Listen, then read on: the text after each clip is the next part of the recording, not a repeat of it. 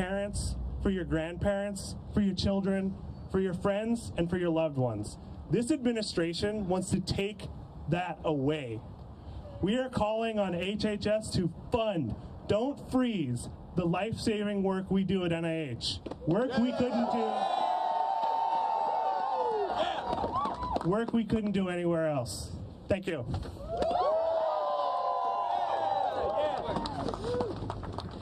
Thank you. Next up, we have Congressman Jamie Raskin, who represents the 8th District of Maryland. Many of us here at NIH, and as a champion for biomedical research here in the U.S. and therefore globally. Welcome to the stage, Congressman Raskin.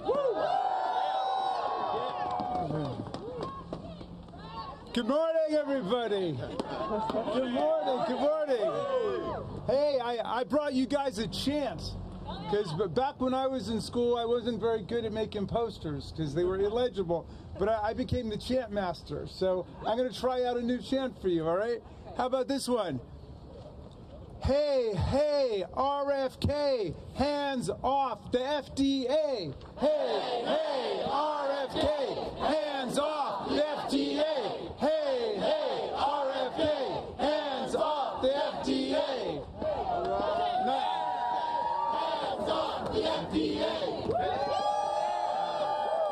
Not bad for a first try, huh? How about, hey, hey, RFK, we remember JFK. Hey, hey, RFK, we remember JFK. Hey, hey, RFK, we remember JFK. That's right, John F. Kennedy, a champion of science, a champion of medical research, a champion of democracy and NATO, a champion of human rights all over the world. That's the Kennedy we're standing up for today. My name's Jamie Raskin. I'm the congressman from Maryland's beautiful 8th District. I'm the congressman from the National Institute of Health in Bethesda, the world's premier health research institution. I'm the congressman from NOAA, the National Oceanic and Atmospheric Administration. I'm the congressman from the FDA, the Food and Drug Administration. I'm the congressman from NIST, although I always forget exactly what that stands for, but it's very important too. Do I represent anybody out here today? Well, hello to my constituents. It's a beautiful day to be fighting for democracy and science in America. Some people cancel their inaugurations outside for weather warmer than this. But we're out here fighting for science, you know? Neil deGrasse Tyson, who lived in Maryland when he was a professor at the University of Maryland, he said, the great thing about science is it's true whether or not you believe in it. And the great thing about democracy is it's going to win against the autocrats, the plutocrats, the theocrats, the dictators, the despots, and the enemies of science. Now, I've spoken to constituents who've been terminated because they're on probation. And they're on probation because they were promoted. In other words, they're terminated because they were just promoted because they were doing such a good job. That's stupid. That's cruel. That's as stupid and cruel as selling out our democratic allies in Europe, right? That's as stupid and cruel as selling out the people of Ukraine to Vladimir Putin and his filthy fascist invasion. Now, they're waging war on the healthcare workers in America. I've got constituents who are doing the critical research America needs, into AIDS and HIV, into autism, into breast cancer, into colon cancer, into leukemia, into cystic fibrosis, into multiple sclerosis, into malignant narcissistic personality disorder, okay? All of the deadly diseases threatening America today. Now, why would we do that? I could understand if Vladimir Putin came over here and wanted to turn our medical and scientific institutions upside down. I could understand if Kim Jong-un or President Xi wanted to do that. I could understand if the neo-fascist parties in Europe wanted to do that. But why does our own government want to turn against our own people? It's a scandal. It's a disgrace in 2025.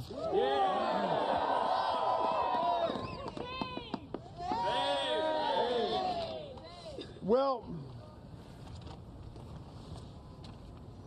thousands of healthcare workers were fired starting on February 14th. Our very own Valentine's Day massacre against federal workers.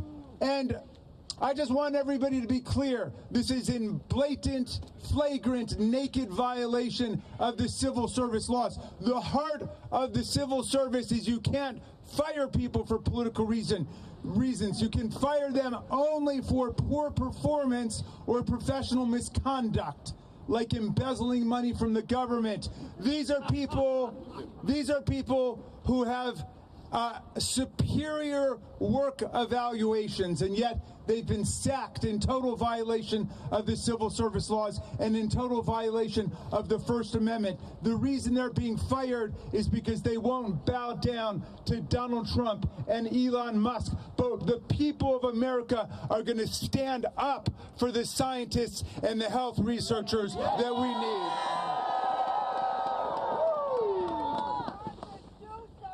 So, excuse me? Yes, we're looking for a few good Republicans to come over and join the Democrats and overturn this radical assault on science and healthcare in America. But I want to close with this thought, because the people you see in front of you today, these are the people who are fighting the viruses that threaten the American people. They're fighting the bird flu, which is starting to be out of control across the country. But fascism is a virus too, okay? Fascism is a virus too, and the people who are out here fighting in sub-freezing temperatures, they are the antibodies. We are the antibodies. And my friends, a rally a day keeps the fascists away, okay? And we are going to spread these rallies not just all over Washington, D.C., in front of the federal departments and agencies that are being attacked, and not just all over the state capitals where people have been meeting, but all over America. We are going to build up massive herd immunity to the fascists in America. That's what we're going to do. 10 million people in the street. So, 10 million. well, I'd like to, let's see, do I get to introduce Glenn or no? Somebody else? You introduce him? All right, then I leave you with my chant. Did you like it? Hey, hey, RFK, it's off the FDA. Hey, hey, RFK, hands off the FDA. Hey, hey, RFK, hands off the FDA. All right. Yeah. When we fight, We win. when we fight, We win. All right. Excellent. Now, next to the stage, Congressman Glenn Ivey, representative of Maryland's 4th District and champion of healthcare everywhere. All right. How's everybody doing? UAW, are you doing all right? All right. NIH, are you doing all right? All right, we got to keep fighting on this. You know, it's a scary day. It's a scary period. I know it's been something for you all. I'm a cancer survivor. I lost my father to Alzheimer's and Parkinson combined. I lost my mother to heart disease. The things that you all are doing, the research that you're doing is making a difference. We're all counting on you to continue to have a chance to work. And that's why we're here to fight the administration to make sure we can continue allowing you all to do the basic research that we need to save lives, not just here in the United States, but across the world, right? Absolutely, absolutely. And we need to make sure we keep the pressure on every day. I really want to thank you all for coming out here today. When I heard the report of the weather last night, I said, man, it's going to be a low turnout event. But aren't we out here strong today? Yeah, out here strong today. I thought about the Montgomery bus boycott. They marched day after day through the winter, all the way to work and back. You guys are out here carrying on that tradition, and you're going to make a difference just like they did, right? Absolutely. We got to keep going. We need every mini march on Washington day after day to push this forward. We got to fight to take the Congress back. We got to wait 2 years to do it, but we're going to take it back, right? We're going to make Hakeem Jeffries the Speaker of the House in 2 years, right? Yeah, we got to make that difference, and we've got to make sure we keep pushing the Republicans now. I know it's important for us to try and fight to make sure government workers can keep their jobs today, and we're going to keep working on it day after day. But we've got to flip those 3 Republicans in the House to make them do it. Some of them represent government workers just like you, right? Some of them represent people who get sick from diseases you're doing the research on, right? Some of them represent people who are working to make a difference in science and make a difference in the country, right? That's why we know we're going to win. You're doing the right things. You're on the right side of history. You're on the right side of science. On to victory. Keep up the great work. Have a great day. Let's go. Stand up. Fight back. Stand up. Fight back. Stand up. Fight back. Stand up. Fight back.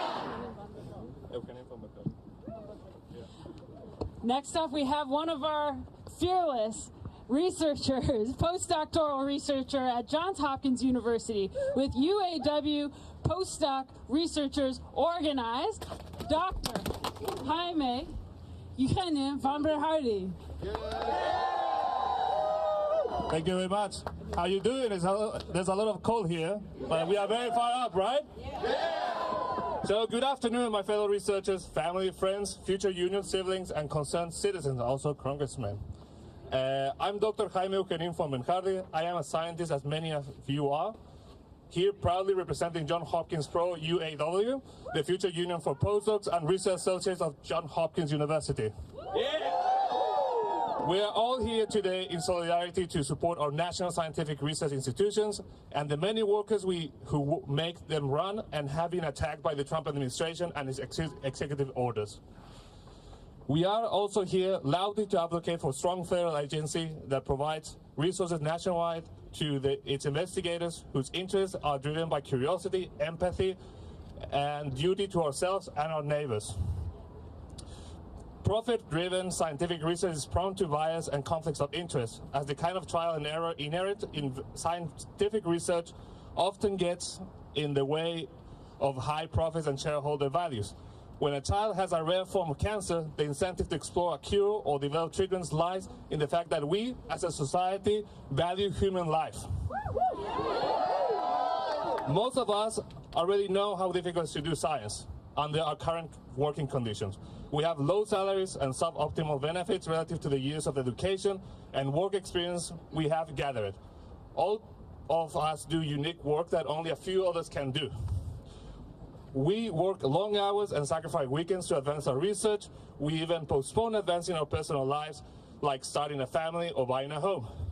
And as many of you at Hopkins are immigrants, which is true for postdoctoral fellows across the country, I cannot tell you how difficult it is to do this life-altering work with the constant anxiety and the mental health toll that looms over us while we work, with the fear that losing our jobs also threatens our ability to stay here in the United States.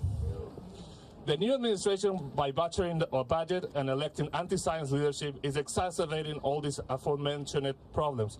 The funding will only lead to the further detriment of America's ability to make discoveries, develop treatments, and advance technology.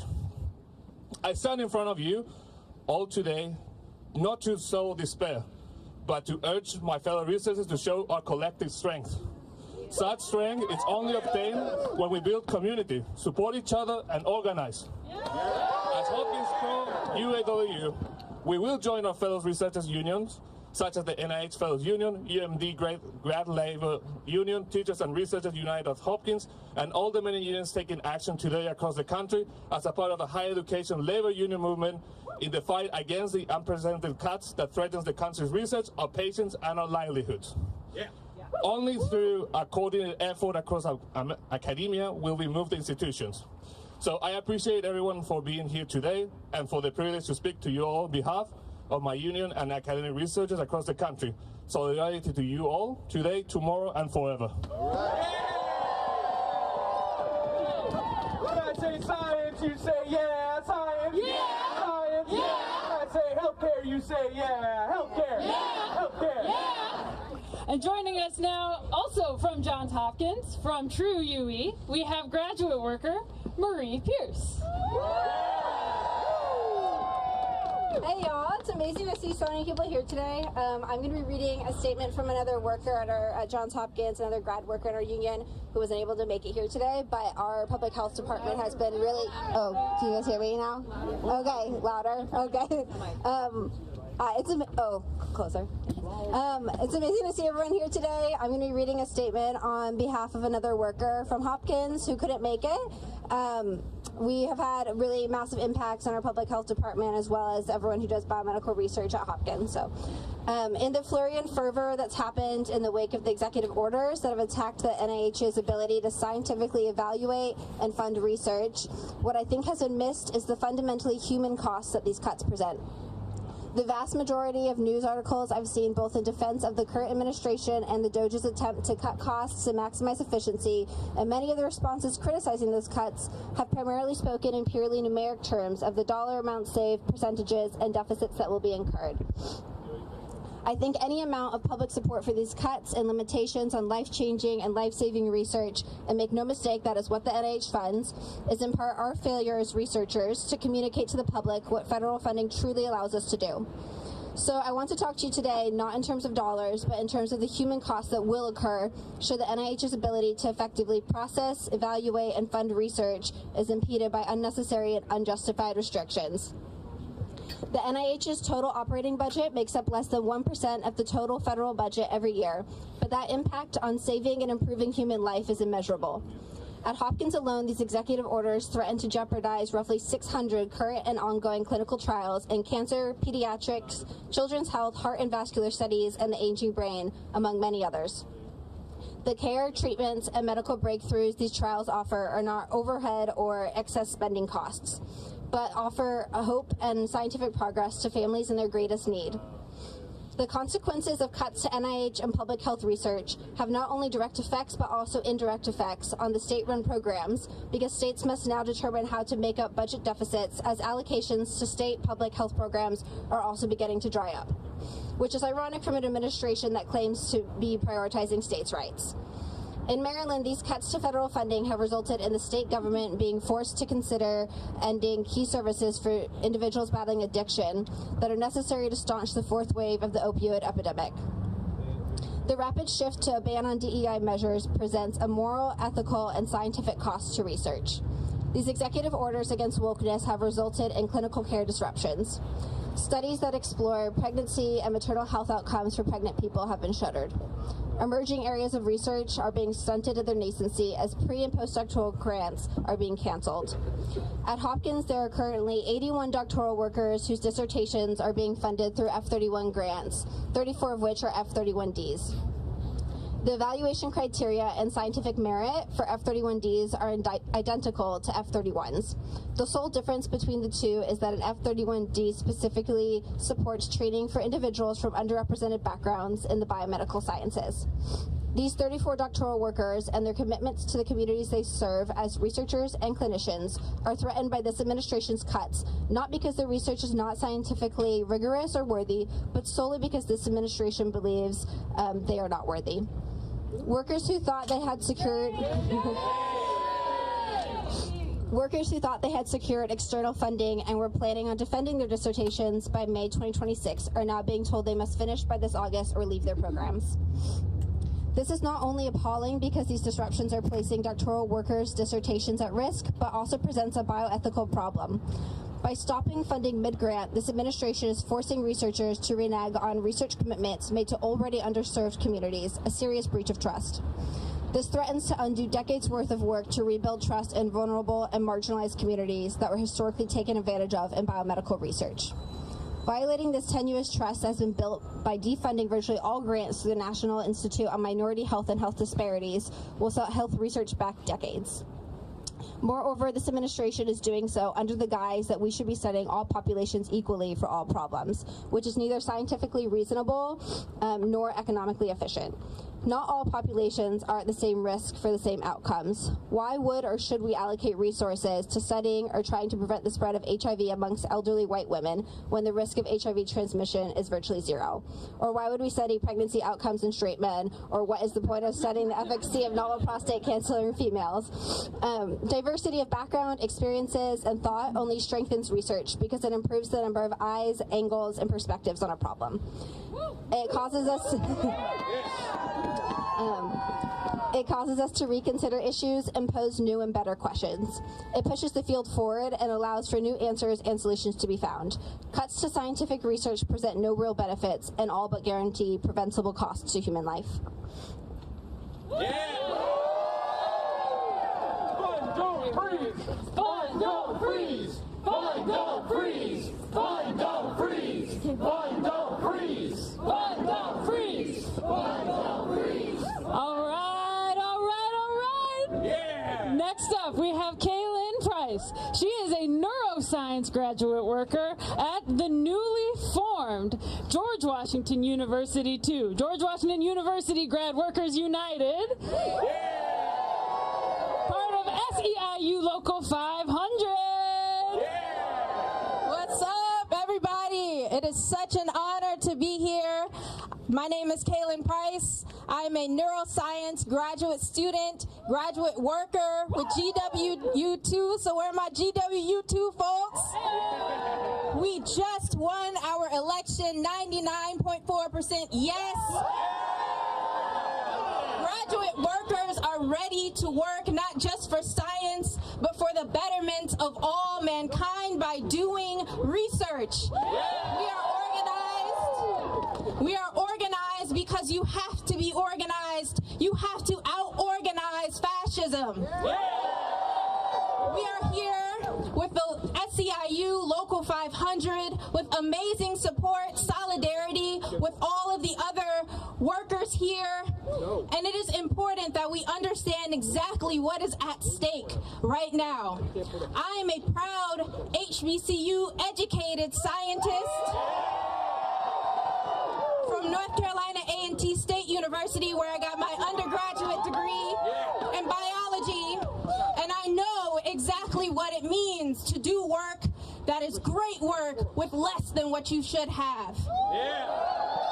My brilliant current advisor put it like this: cutting indirect costs is like telling a football team to do their work with only the players and the coach.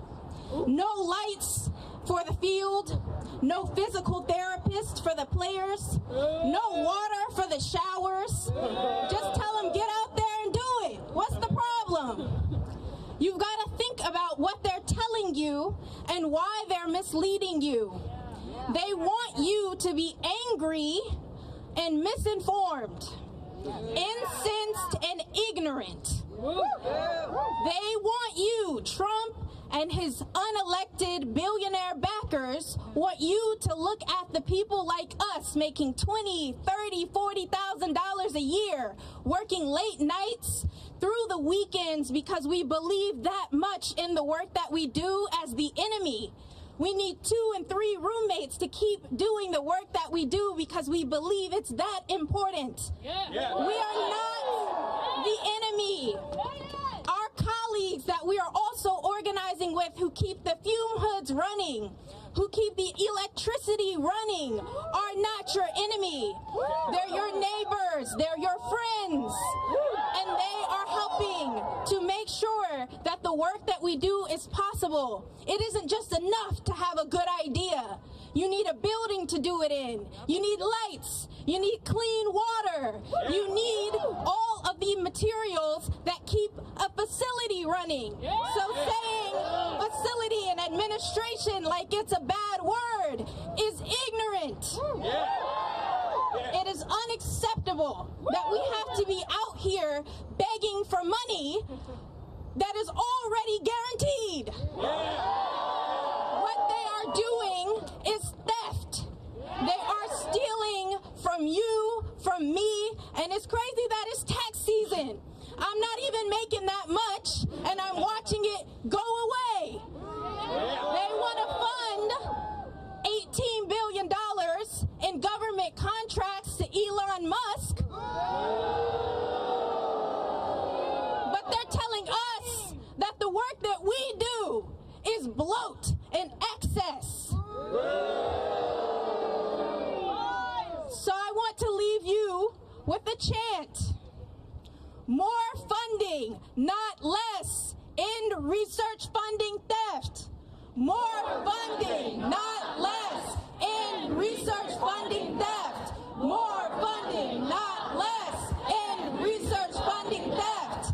Keep coming out here. Keep telling people what you do and why it's important. Let people know that we cannot survive as a society without the work that scientists, clinicians, and educators do every single day.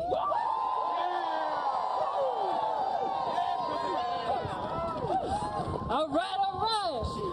All right, and now we have heard from some of our workers here at NIH, down the street at George Washington University, up in Baltimore at Johns Hopkins. And now we will hear from Senator of our great state of Maryland, a champion for higher education and for labor, Senator Chris Van Hollen. Thank you, great patriots all. Are we going to shut down the illegal Elon Musk takeover of the government? You bet we are. We're going to fight this in the courts. We're going to fight this in the Congress, and there can be no business as usual in the Congress. And we're going to fight this in gatherings like this all over the country, because we need to shut down this illegal operation. I want to thank all of you. All of you are dedicated to protecting the public health. All of you are dedicated to making sure that we do the medical research that saves lives. And there's no sugarcoating this. These cuts will kill more Americans. When you conduct research into cancer, into diabetes, into Alzheimer's, into heart disease, and into all the other diseases that plague American families, you are saving lives. And taking that away will result in more Americans dying early and more American suffering. Are we going to let that happen? No! Hell no! So what is this all about? What is this all about? It is about the great betrayal by Donald Trump. Look, on the campaign trail, what did he say he would do? He said he was going to cut prices. He said he was going to look out for working people. But as soon as he was sworn in, he began that great betrayal. He ended up slashing important services like medical research that help every American family to make way for and pay for what the next step they're going to take is, which is tax cuts for very wealthy Americans at the expense of everybody else. Are we going to let that happen? And who did he bring in to do his dirty work? Elon Musk. Elon Musk. So this is the most corrupt bargain in American history. Elon Musk spent $280 million to elect Donald Trump. And Donald Trump turned around and gave the keys to federal agencies to Elon Musk. And make no mistake, and you know this has nothing to do with greater government efficiency. Nothing. This has everything to do to taking over the reins of government, to serve the already powerful, and to slash public services that help every American, to make more room for tax cuts for Elon Musk. That is what this corrupt bargain is all about. Are we going to shut it down? Yeah! We're going to shut it down because we're going to get the story out there to every American. They, as you said, they want all of us to be quiet. They want us to just suck it up. Are we going to suck it up? No! Hell no! So what this is about is not lowering prices and not helping working people. This is about enacting Project 2025. Now, I don't know about all of you, but I dare say you do remember that when he was on the campaign trail and when he was asked about Project 2025, Donald Trump's like, I don't know what that is. Who are those people? That was the big lie. That was the big lie. And why did he pretend to know nothing about it? Because he knew how unpopular it is to enact those provisions. But that is, in fact, what they're doing. They're not doing what he said he was going to do on the campaign trail. He's enacting Project 2025, which he said he knew nothing about.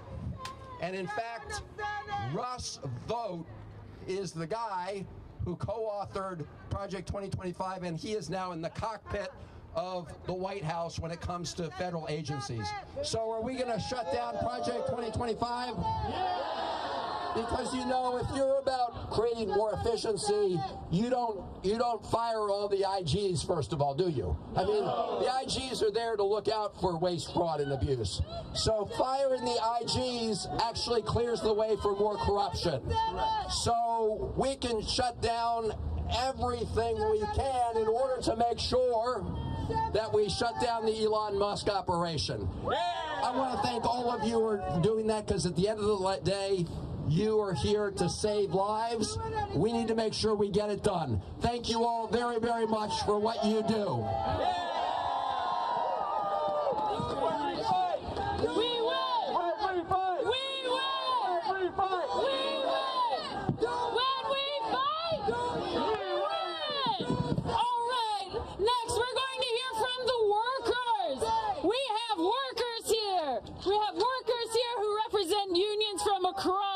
Maryland and D.C. We've got workers from UAW, Pro Stocks, researchers organized, UAW Pro, can I hear you? We have researchers from UAW, Graduate Labor United, UAW Glue, UMD. We have researchers from George Washington University, SEIU Local 500. Researchers here from UAW 2750 NIH Fellows United. All right, worker power, scientist power, researcher power, that's what drives this. And so now we're going to hear from more of those folks. One after the other, you are going to hear story after story of how people, workers just like you and me, have been affected over the last few weeks. So here we are. Our first speaker up here, we've got Jordan Lara. Hi everyone, my name is Alexander Jordan Lara, and I am speaking here in my personal capacity. I was a member of Dr. Lawrence Tabak's lab, and I want to tell you a story about how last week aged me a year. For those of you who may not know, he was the acting director of the NIH and the longest serving deputy director in NIH's history. 10:30, Tuesday night, I got a surprise email from Dr. Tabak saying that he was to be retiring immediately. It was obvious to me and anyone who has wrinkles in their brain that he was forced into leaving the NIH. If they can force out the top NIH official, what do they plan to do with the rest of us? Don't worry, they answered that really quickly with their assault on probationary workers. In between experiments on Friday, I ran around my institute collecting people's testimonies, contact information, while trying to provide resources, guidance, and reassurance. The most productive and accomplished fellows in my institute were facing the prospect of losing their jobs, careers, and visa status, all because of the whims of some oligarchs. This week, these same workers are expected to continue as if business is usual. How can we expect people to discover cures and treatments when they're occupied discovering if they still have a job? The end of the week left me with some hope. In a lab full of scientists concerned about their co-workers' livelihood, science, and the country at large, it was clear to me that we're all in this together, just as we are today. When they come for one of us, they come for all of us. And we're here to say enough is enough. Because when we fight, we win! When we fight, we win! Thank you.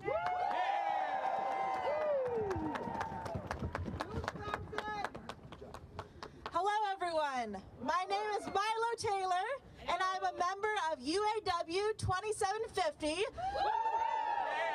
also known as NIH Fellows United.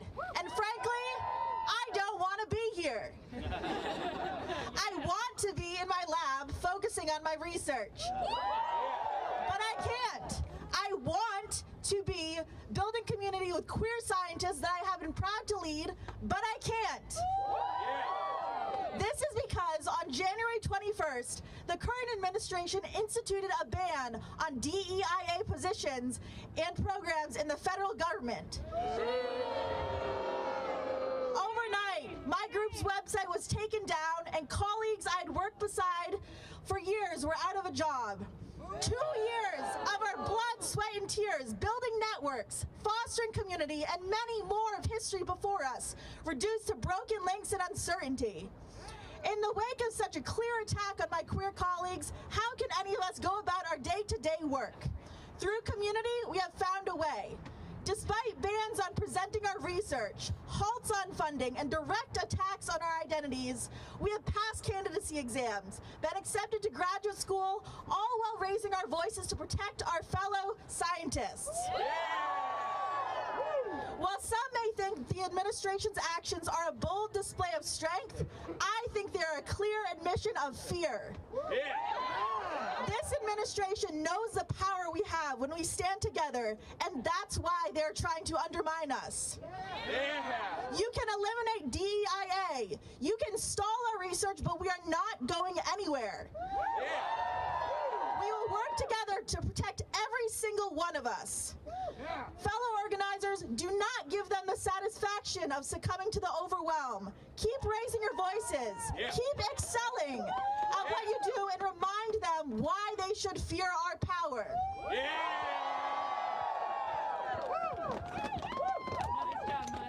Hello, my name is Connor Phillips, and I'm with NIH Fellows United. As you've heard from others today, the NIH is what makes the U.S. the world leader in biomedical research. The best scientists come here because we can solve the world's most challenging problems in health. You may not be able to tell by looking at me, but I have cerebral palsy. I am this healthy because of therapies developed in the U.S. that helped rewire my brain after a stroke, allowing me to live my fullest life. My experience inspired me to become a scientist at the NIH, where I have developed new therapies to improve the lives of other children with cerebral palsy and help develop a new understanding of how the brain functions. Now, as a result of these cuts from the Trump administration, I am prevented from continuing this research, even as an unpaid volunteer. When I hear people say these cuts are making our government more efficient, I am at a loss. How can that be true when I'm prevented from working for free? As someone who hopes to be a great scientist one day, I'm questioning whether that will be still possible in the United States. If this story speaks to you, call your senators and tell them to fund our science.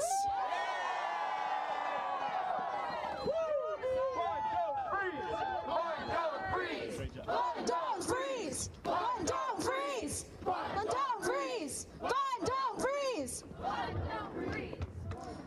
My name is Rakshita Balaji, and I'm a research fellow at the National Institutes of Health, and also a proud member of NIH Fellows United, UAW 2750. My work centers around understanding the science behind chronic pain, which afflicts about 1/4 of adults in America, with conditions ranging from migraine to arthritis to fibromyalgia.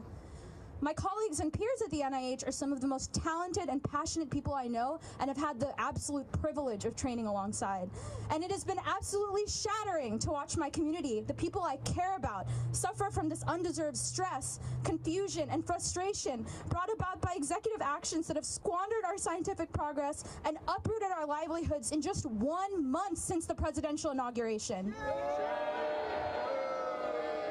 From gutting research funding, to tearing professionals from their posts, to policing speech around equity and inclusion, this administration has punished dedicated employees from our life-saving work, causing harm that will extend into the lives of every American who seeks a better quality of life from our medical breakthroughs.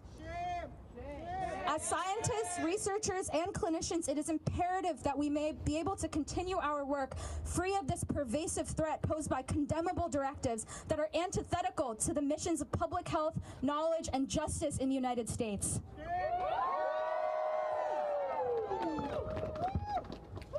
Hi all, I'm Dr. Amanda Shaver. I'm an NIH NRSA supported postdoctoral fellow at Johns Hopkins University. I've been working in the fields of biology and genetics since 2006, and it's been my long-term goal to become a professor, to inspire people to become scientists, and to conduct science that will actually improve the lives of others. I study genes responsible for drug resistance in parasitic worms that cause debilitating diseases to approximately 2 billion people worldwide. I've worked really hard for the last 19 years to build a career in science, and these NIH cuts and loss of funding opportunities have not only threatened my current research, but will jeopardize my future research and my ability to pursue science and stay employed in my own country. America has been at the forefront of science and a leader in the world, but implementing all the cuts and restructuring proposed by the Trump administration will devastate science and healthcare in America. These cuts in science will diminish our standing in the world. Thank you. Fight back! Stand up! Fight back! Stand up! Fight back! Stand up! Fight back! Stand up! Fight back! Hi everybody, my name is Summer Harvey. I am an epidemiologist and a graduate student at George Washington University. I'm here with SEIU Local 500, and I'm a former member of NIH Fellows United. I am still researching at the NIH in a capacity as a volunteer, and that's where I personally have experienced censorship. I do research in cancer screening, I do research in gynecology, and because I was researching gynecologic disease in queer women, I was told that even though I don't get paid by the NIH, that I need to publish that research through my affiliations at GW, which is why, as a graduate worker, I know that we need a strong contract that says from GW they will protect our right to do our research well and to protect us from censorship. So that's my story, but I actually have a story from one of our colleagues at the GW Cancer Center who can't be here today, Dr. Mandy Pratt Chapman. This is from her. I'm sorry I cannot be at the rally today as I have a competing commitment on the West Coast. Thank you for defending research and scientific truth. I never thought it would be remarkable to point out that telling the truth matters. Simply saying something exists or doesn't exist, happened or didn't happen, does not make it so. Despite the reality show antics of politics in 2025, the truth still matters. So do people and so does science. On January 31st, I received a phone call that my National Cancer Institute funded study was terminated. I never received a written letter, but I was told to stop work immediately and that no more research expenditures would be allowed. My study to explore how to safely collect sexual orientation and gender identity in cancer care practices was in response to the American Society of Clinical Oncology, the American Medical Association, the U.S. Preventative Services Task Force, and many other national professional standard-setting bodies that recognize that we need better data to create better clinical guidelines for lesbian, gay, bisexual, transgender, queer, and intersex people. My research was terminated as a result of the president's executive orders, presumably the quote-unquote defending women from gender ideology, extremism, and restoring biological truth. Despite this rhetoric, nothing in this order defends women. What this administration does best is to call something the opposite of what it is and repeat it over and over again until we're confused about words even mean or what is true. This is the oldest totalitarian tactic in existence. The Defending Women Executive Order declares that basic federal policy on truth is critical to scientific inquiry, public safety, morale, and trust in government itself. I couldn't agree more. But the order then proceeds to define sex as an immutable biological classification that erases the existence of 5.6 million U.S. residents born intersex. While doctors have hidden the bodies of intersex people for centuries, this does not change the fact that 1.7% of the population is indeed intersex. The World Health Organization has only in recent years demanded an end to stigmatizing and performing surgery on healthy intersex people. Likewise, dehumanizing transgender people and defunding LGBTQI research flies in the face of scientific truth and public safety. My colleagues and I have worked hard to make healthcare kinder, more affirming, and more accessible to the 7.6% of the U.S. population that identify as LGBTQ, particularly those affected by cancer. 1 in 10 people in the nation's capital identify as LGBTQ. LGBTQI individuals have unique needs that are not historically served. LGBTQI people require tailored care across the cancer continuum. It has taken several decades to build trust among these patients and research participants so they feel safe to disclose their sexual orientation and gender identity to clinicians and researchers. I now hear every day people say they will never truthfully answer such questions again. This is understandable since all safety has been explicitly removed and our national leaders are denying their very existence. The result is that our ability to discern important patterns that can make clinical decision-making has been severely damaged. The erasure of sexual orientation and gender identity data from federal data sets and our national networks of research impairs our ability to improve clinical practice guidelines and account for differences in the physical and social reality of LGBTQI bodies that deserve health and wellness just as much as any other American. The recent politicization of federal funding under a bizarre moniker of freedom has created great strain on designing and conducting research and on the public health of our nation. Eroding community trust, removing federal data sets that track cancer surveillance, censoring scientific language, freezing funds, and cutting billions of dollars from scientific research. These are extremely short-sighted and dangerous actions. We have quickly lost trust of community that have experienced the worst health outcomes in the country due to structural bias. We have lost trust of our international allies. We will lose a generation of scientists. We are turning over innovation to other countries when historically being a biomedical leader was something that we were proud of. We are watching centuries of American innovation crumble for oligarchic personal gains. Let's be clear, no one voted for cancer research. No one voted to cut cancer research. It is the hallmark of a bully to state what they simply wish to be and attempt to use force in order to bolster their sense of power. It is our civic responsibility to call out every untruth and collectively defend those in our nation who are threatened the most. Speak the truth loudly and often. Protect each other. This is civilization. This is the only way to protect true freedom, scientific truth, and the public's safeties. Let me repeat, no one voted to cut cancer research.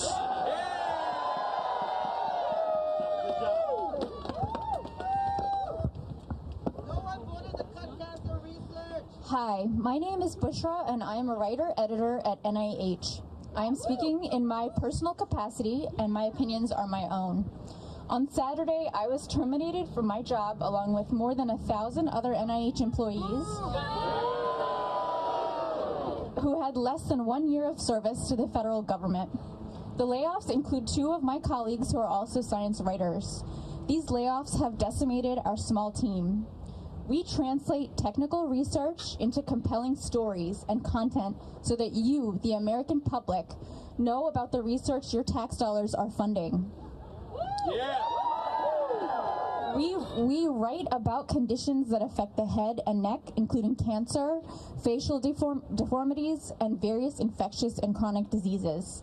By providing information that is clear, accurate, and easy to understand, we help people make wise, informed decisions about their health. Clear communication about science is just as important as the science itself.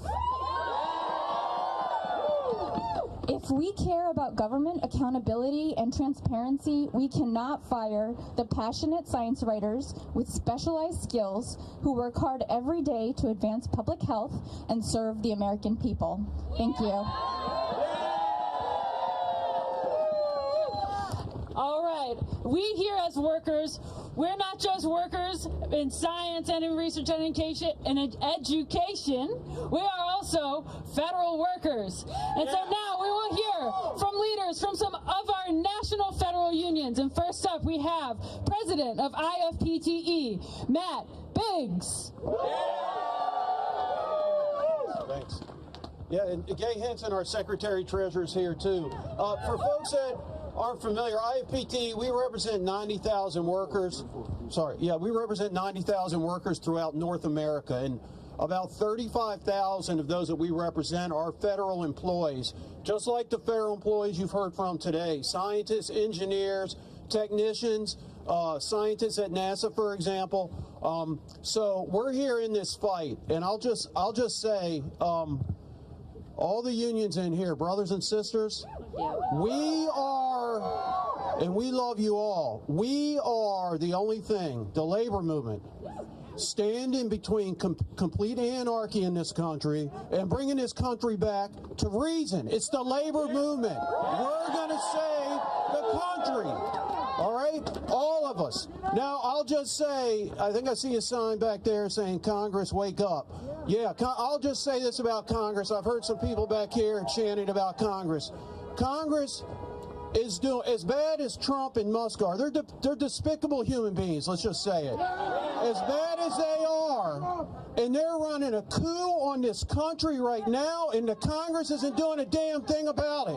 Doing nothing.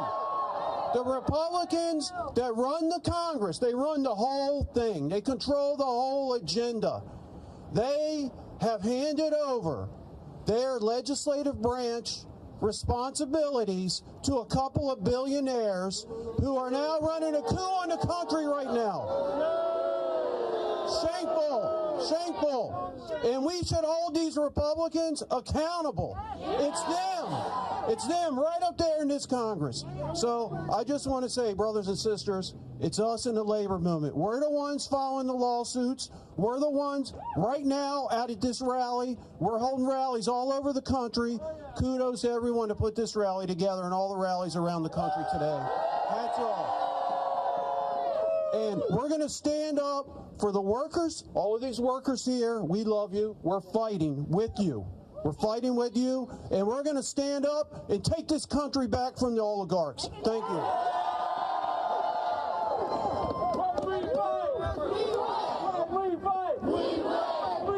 We win. Hello, everybody. I'm Randy Irwin. I'm the president of the National Federation of Federal Employees. How you doing? Great to be here today. Boy, this is happening all across the country. What an amazing thing. We need people in the streets. People are finally waking up, seeing what's happening in this country, seeing the critical services that we rely on just being torn down. It's unbelievable. But I want to thank all the federal workers that are here. Just tremendous work. I'm blown away every day at the work done by our folks in the federal government. I've heard so much about what we do for public health today. I mean, what an incredible thing. And to think that we could be losing that our public will be less healthy, unbelievable. But it's more than that. We're keeping our military ready, caring for veterans, maintaining our homeland security, clean air, clean water, safe borders, safe air travel. national parks and forests. What incredible work federal employees do every day. Okay, and we cannot let these things go away in this country. People do not even understand what this country would look like if those things actually happened. But thank you for your work, and thank you for being here and demonstrating against the tyranny that we are seeing in this country right now. So let me tell you a few things about Donald Trump and Elon Musk. They have no idea about the critical work that you do. No idea whatsoever, and they don't care. They don't care. They offered resignations to 90% of the federal government. Do you know how irresponsible that is? They are putting public safety at risk. They are inviting communities to burn. No exaggeration. They are inviting airplanes to fall out of the sky. No exaggeration. Is that acceptable? No! Is that acceptable? No! And here's another thing. And I got a message for Donald Trump. You swore an oath to the Constitution, and you are not upholding that oath. The things that he is doing are blatantly illegal. He knows it. He admits it. Under Article 2, Section 3 of the Constitution, he must faithfully execute the laws of this country, and he is not doing it. And I don't care who you are, who you voted for, you should be furious about that. And I got a message for Congress, too. What are you doing about it? Look at what we've seen. Look at the violations of the law and the Constitution, and we don't have one hearing. How gutless is this Congress? This can't continue. This cannot continue. This madness absolutely has to stop. So, but let me tell you, it's the folks, it's getting in the streets and delivering the message, not letting up. You can't give them an inch. We got to keep on telling the stories of the great work that federal employees do. We got to be talking to the media, talking to friends, talking to family, talking to getting on social media, and never letting up. This country is too special. We got a special thing here, and we cannot let it get taken away from us. Thank you.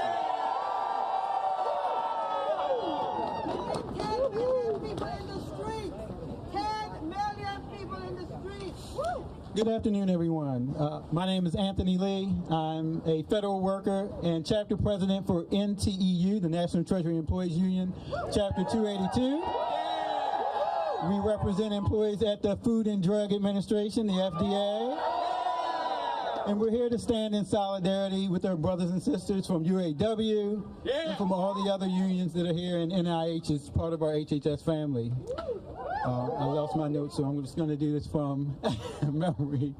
The statements that I'm making today are my own and do not necessarily represent the FDA, the HHS, or my union. We do still have the First Amendment, so this is free speech. And I did want to say what happened to our employees at the FDA last Saturday night and to thousands across the country was a travesty. It was disrespectful even. It was devoid of any compassion. The letters the FDA employees received told lies, essentially, that there were performance issues when there weren't performance issues. Shame, that's right. They disparaged the work that our federal employees, that FDA employees do to help protect and promote the health and safety of the public. Our staff fellows, much like those at NIH, were hit particularly hard with these wrongful firings of employees. But it wasn't only staff fellows. We had medical officers, doctors that are doing research and that are approving new drugs who were fired, attorneys, scientists, data scientists, and many others who received these notices in the late of night. That's right. And you should care, and the American public should care everywhere across the country because of the work that we do at the FDA, protecting and making sure you have safe food to eat, food that's free from contaminants or harmful ingredients, making sure that our medical products, devices, drugs, vaccines, all are safe and effective for their uses. And when we find that products are on the market that shouldn't be, that we have the ability to take them off of the market. All of that has been put in jeopardy by HHS and their actions. We do need safe food. There were other employees across HHS and CMS and CDC. The CDC works with the FDA on traceback investigations, making sure that foodborne illness won't spread and bad foods can be taken off the market. These things do not help to improve the health of the public. They harm the public. And that's why we have to stand up against these draconian items and policies that the administration is bringing forth. The tobacco research that is done in our Center for Tobacco Products had a number of people who were fired. They're doing work to make sure that our children don't get addicted to or are harmed by nicotine and tobacco products. Again, not helping the health of the public when you fire hundreds of employees across the FDA that are doing this kind of work. So we have to stand up and fight back. Thank you.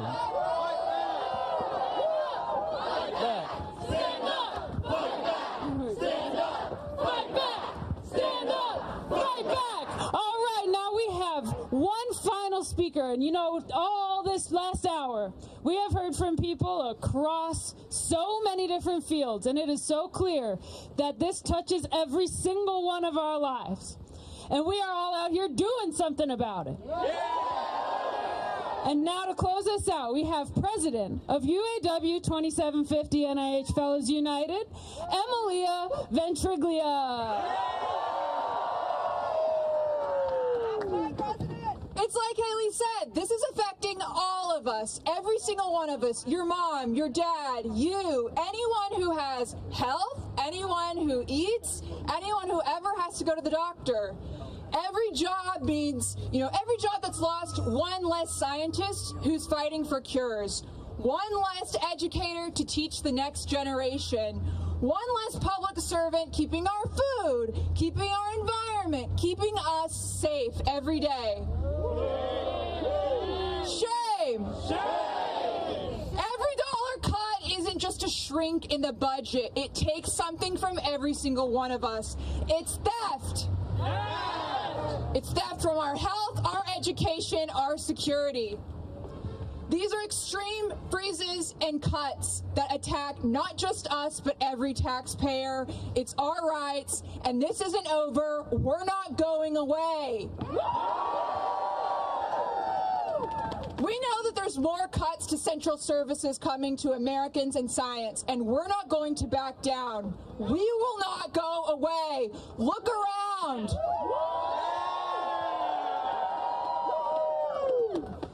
Look around also to find people with clipboards. Go to them. They're going to keep you looped in because this isn't over. We have to continue fighting. Scientists, researchers, medical practitioners, public servants, we build this country together. We keep it running. And we're not going to stand by when billionaires try to tear it down. When we fight together, we win. They may have some money, but we have the real power, worker solidarity power. Good day, everybody, and I'll see you soon. When we fight, we win. When we fight, we win. We fight, we win. We fight, we win. Stand up, fight back. Stand up, fight back. Stand up, fight back. That's right.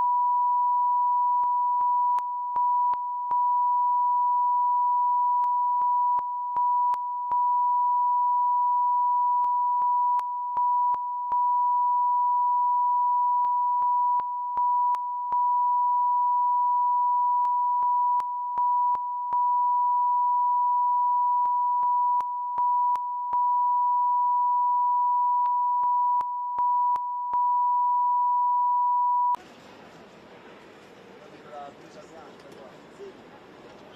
Secondo te quanti ci rimane la presa bianca? Forse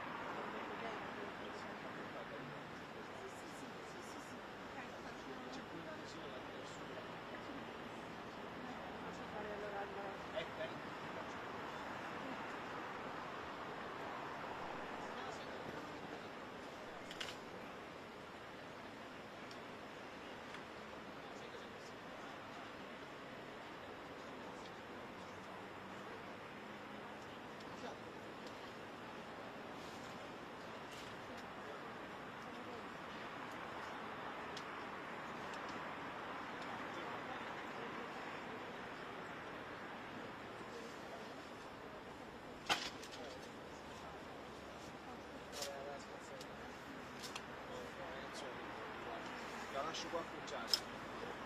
Ecco, il pezzo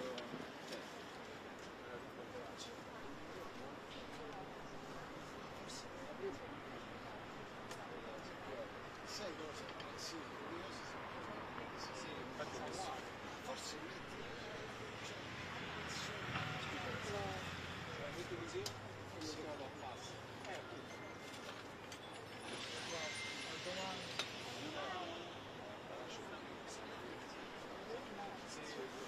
Adesso ho messo qua a bordo per dentro. No, perché poi rischi a porto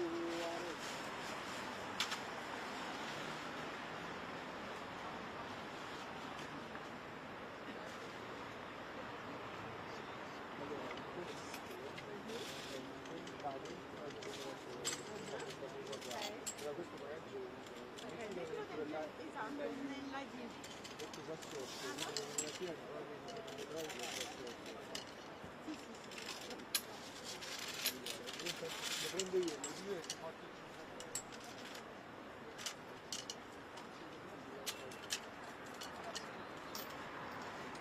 e